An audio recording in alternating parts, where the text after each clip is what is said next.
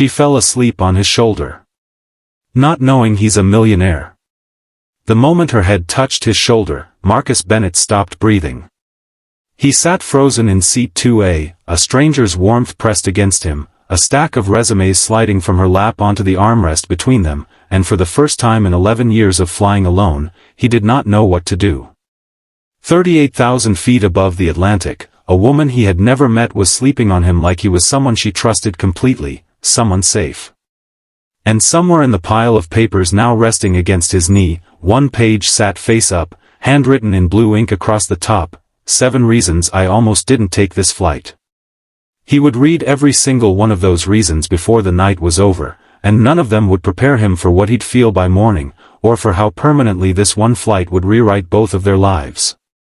If you believe kindness can still find its way into a stranger's life when they least expect it, if you believe in second chances and the quiet miracles that happen 38,000 feet in the air, hit that like button right now, drop a comment telling me where you're watching from tonight, share this with someone who needs a little hope today, and subscribe to Kindness Corner so you never miss a story like this one. Now, let's go back to where it all began. 6 hours earlier, Alice Keller stood at gate 14 of a crowded airport with a suitcase that wouldn't zip and a heart that felt just as overstuffed. She was 29 years old, a graphic designer by trade, though she hadn't held a steady design job in 14 months. The agency she'd worked for had folded during a round of corporate restructuring, one of those quiet Friday afternoon announcements where an entire floor of people learned their careers had ended in the span of a 10-minute meeting. She remembered walking out of that building carrying a cardboard box with a desk plant and 2 picture frames, standing on the sidewalk in the cold, wondering how something that had felt so permanent could disappear so fast. The 14 months that followed had worn her down in ways she hadn't expected. It wasn't just the rejection emails, though there had been dozens of those, each one polite and hollow in exactly the same way. It was the slow erosion of her own confidence, the way she'd once believed she was good at what she did, talented even, and how that belief had thinned with every unanswered application until she barely recognized the woman who used to walk into interviews without her hands shaking.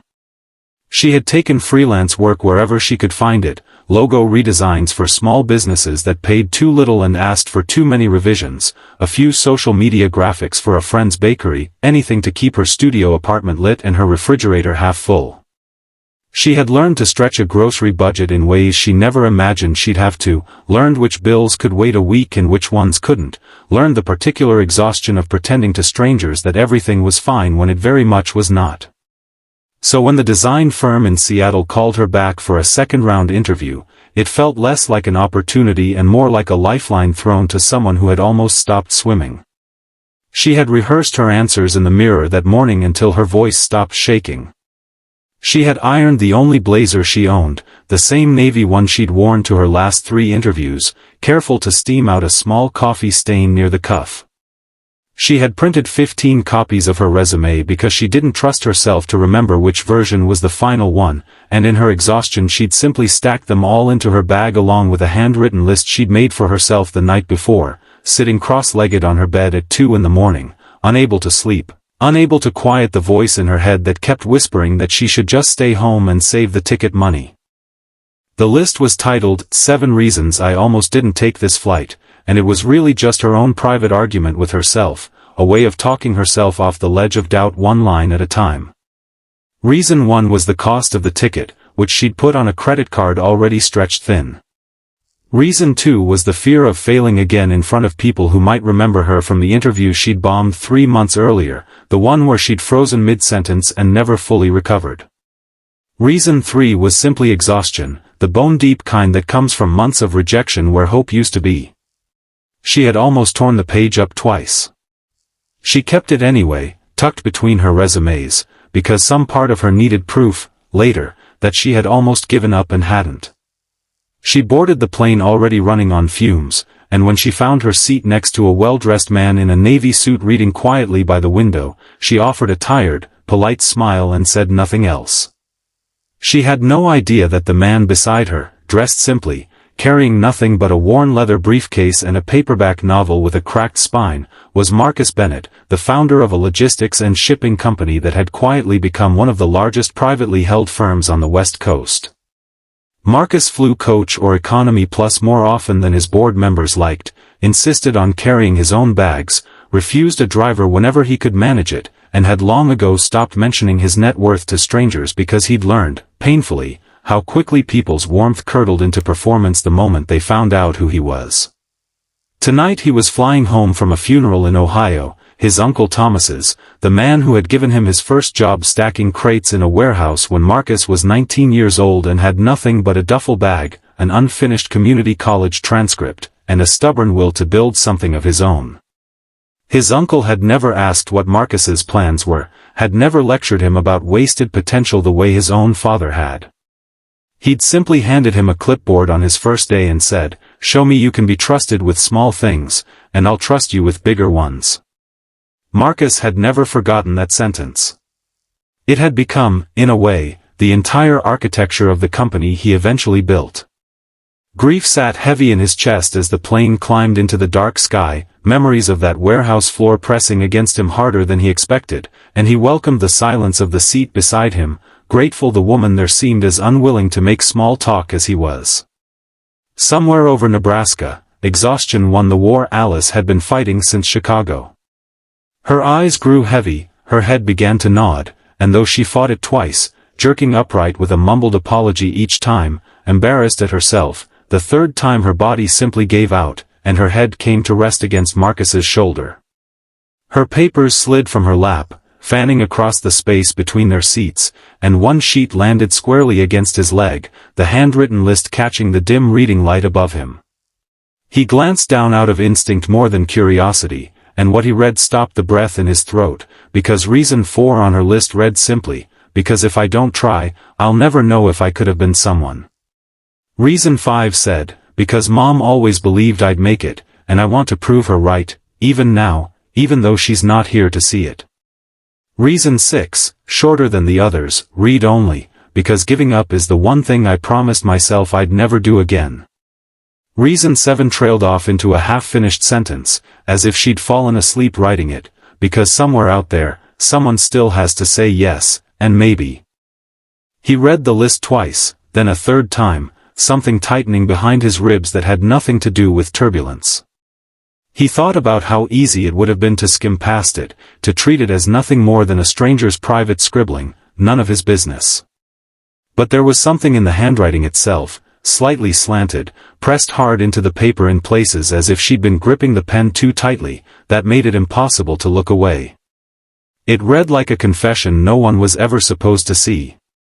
He could have shifted away. He could have pressed the call button and asked the flight attendant to move him, the way men in his position sometimes did when strangers got too close, too familiar, too human, too inconvenient. Instead, Marcus sat very still for the next 4 hours, careful not to move his shoulder even when it began to ache, watching the cabin lights dim and the woman beside him sleep the deep, unguarded sleep of someone who hadn't rested properly in weeks, maybe months. He thought about his uncle, about the warehouse floor, about how easily circumstance could have gone differently for either of them, about how thin the line really was between a person who gets a chance and a person who doesn't. He thought about how many resumes he must have printed himself once, how many gates he had sat in, terrified, before his uncle gave him that clipboard. Somewhere around the 3rd hour, he quietly gathered her scattered papers, straightened them into a neat stack without reading anything further, and set them gently back onto her lap so they wouldn't be lost or crumpled when she woke. When the plane began its descent into Seattle, the cabin lights brightening and the seatbelt sign chiming overhead, Alice startled awake, disoriented, her cheeks flushing red with embarrassment as she realized where her head had been resting for who knew how long. She stammered an apology, gathering her things in a rush, certain she'd made a fool of herself in front of a total stranger who probably now thought she was some kind of exhausted mess who couldn't even sit upright on a plane. Marcus only smiled, told her there was nothing to apologize for, and asked, gently, what had her so exhausted that she'd slept through half a flight without stirring.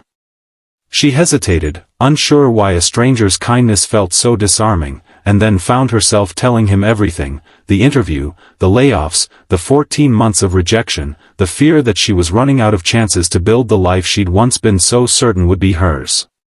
She didn't tell him for sympathy.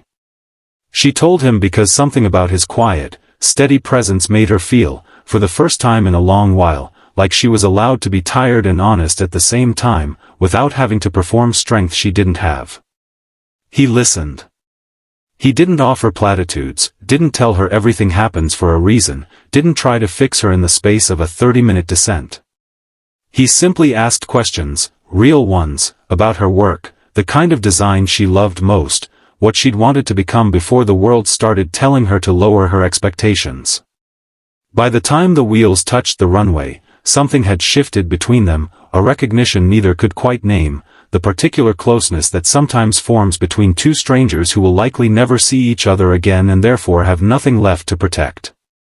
As they stood to deboard, gathering coats and bags in the cramped aisle, he handed her a plain white business card, no logo, no title beneath his name, only a name and a phone number written in neat block letters. He told her, simply, that if the interview didn't go the way she hoped, she should call that number before she gave up on herself entirely. She thanked him, a little confused, tucked the card into the side pocket of her bag without much thought, certain it was just a kind stranger's empty gesture, the way people say, "Let me know if you need anything," and rarely mean it the way they say it. The interview the next morning went exactly as badly as her nerves had warned her it might. The hiring manager was polite but distracted, checking his phone twice during her portfolio walkthrough, asking questions that felt rehearsed on both sides, the kind of interview where you can feel the outcome settling before it's spoken aloud. By the time she left the building, she already knew, with the sick certainty of someone who'd been through this too many times before, that the job would not be hers. She sat on a bench outside the office building in the gray Seattle drizzle, her portfolio case heavy in her lap, umbrella forgotten back home, and let herself cry for the first time in months, not loudly, just quietly, the kind of crying that comes from carrying too much for too long and finally setting it down. It was there, staring blankly at her phone, rain collecting on the screen, that she remembered the card. She almost didn't call. Reason one, she told herself bitterly, echoing her own list from the night before, was that it was probably nothing, some polite gesture from a man who'd already forgotten her name. But reason six whispered back at her, the one about never giving up again, and before she could talk herself out of it a second time, her fingers were already dialing. Marcus answered on the second ring, his voice calm, unhurried, as though he'd half expected the call. When she told him, voice trembling, that the interview hadn't gone well, he didn't offer sympathy either, and she would later admit that his refusal to pity her was somehow the kindest thing he could have done. He asked her to send her portfolio to an email address he gave her on the spot, and told her, plainly, that his company had been searching for a creative lead for its new consumer division for nearly 3 months without finding the right fit. He'd read her resume on the plane, he admitted, not intentionally at first, but once he had, he couldn't stop thinking about it, about the honesty in those handwritten reasons, about a woman who kept showing up even when the world kept telling her not to. He wasn't offering charity, he made that clear, his tone firm but not unkind. He was offering an opportunity, and it would be up to her talent, not his pity, to keep it. Alice sent her portfolio that night with shaking hands, sitting on the edge of her hotel bed, certain nothing would come of it, bracing herself for another silence like all the others. Instead, 3 days later, back home in Chicago, she received a formal offer letter from a company she quickly discovered, with a stunned, disbelieving search on her laptop at midnight, was owned by the very man whose shoulder she had fallen asleep on somewhere over Nebraska.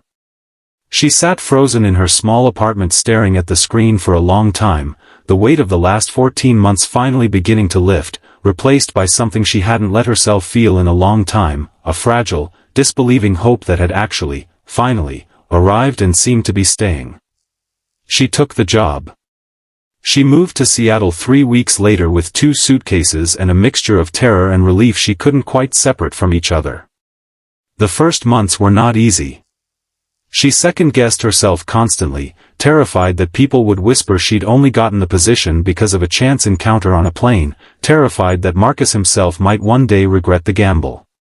So she worked harder than she ever had before, staying late, revising campaigns until they were sharper than anyone expected, quietly proving, piece by piece, project by project, that she belonged in that building for reasons that had nothing to do with a stranger's shoulder.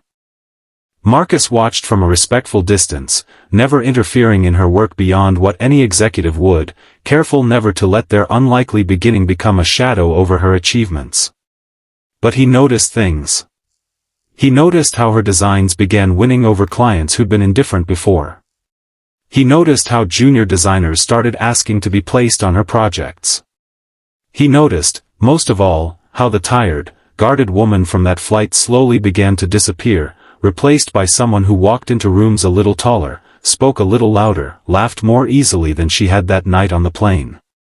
They stayed in touch, first professionally, occasional check-ins about the division's progress, and then, slowly, as something more, a friendship built on honesty rather than status, on a shoulder offered without conditions on a dark flight neither of them expected to remember for the rest of their lives. It wasn't sudden. There was no dramatic declaration, no single moment either of them could point to and say, "This is when it changed." It was quieter than that, built over long conversations after work hours, over shared meals where neither of them talked about money or titles, over the simple, accumulating comfort of being known by someone who had seen you at your most exhausted and hadn't looked away. What began as an accident of exhaustion became, in time, the quiet foundation of a life neither of them saw coming, proof that sometimes the smallest, most unplanned moments, a stranger's shoulder, a handwritten list nearly thrown away, a business card almost forgotten in a bag, can change the entire direction of a life. Alice never forgot what it felt like to sit on that bench in the rain, certain she had nothing left. And Marcus never forgot what it felt like to read 7 Reasons written by a stranger at 2 in the morning, and to understand, for the first time in years, that sometimes the most important thing a person with everything can offer isn't money at all. It's simply paying attention. If this story touched your heart even a little tonight, if it reminded you that kindness still exists in the smallest, quietest moments between strangers, please take a second to like this video, leave a comment, and share it with someone who might need this story today. It means more than you know, and it helps this channel keep telling stories like Alice and Marcus's. And before we go, I want you to do one thing for me. If you believe that second chances are real, that the universe still finds ways to reward people who refuse to give up, type the word kindness in the comments below. I read every single one, and I promise you, it matters more than you think. Alice never forgot that flight, and neither did Marcus. Not because of who he turned out to be, but because of who she had already proven herself to be long before he ever knew her name, tired, honest, and still willing to try, one more time.